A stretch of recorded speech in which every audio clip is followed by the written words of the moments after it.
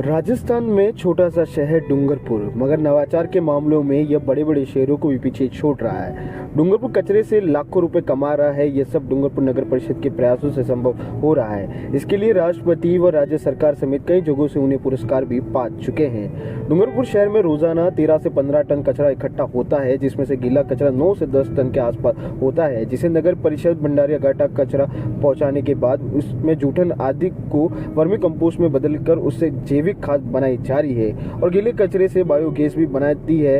हर माह कचरे से 2 से 3 टन जैविक खाद तैयार हो रहा है। भंडारे में तैयार हो रहे जैविक खाद को आमजन घर के बाग बगीचे और किसान खेतों के लिए खरीद रहे हैं। इस जैविक खाद की डिमांड लगातार बढ़ती जा रही है। डूंगरपुर नगर परिषद के तत्कालीन सभापति के गुप्ता ने वर्ष 2018 में भंडारिया घाटा में बायोगैस प्लांट की शुरुआत की। नगर परिषद कचरा संग्रहण की गाड़ियां पूरे शहर में कचरा एकत्रित करती हैं। इसके बाद ये कचरा भंडारिया घाटा लाया जाता है, जहां गीले कचरे को वर्मी कंपोस्ट में बदलकर उससे जैविक खाद और बायोगैस बनाई जाती है। कचरा संग्रहण के मैनेजर लोकेश पाटीदार ने बताया कि कंटेनर के मलबे को भंडारिया में बनाए गए नगर परिषद के कचरा संग्रहण केंद्र बायोगैस प्लांट में डाला जाता है।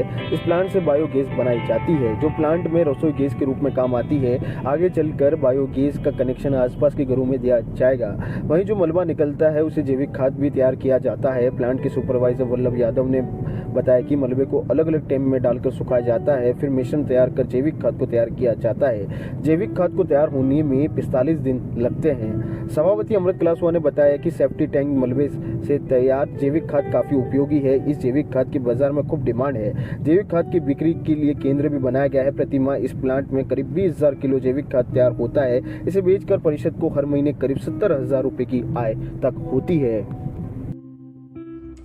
हमारे शहर में टोटल 16 टन कचरा निकलता है, जिसमें 7 टन तो सूखा होता है और 9 टन करीब गीला कचरा होता है।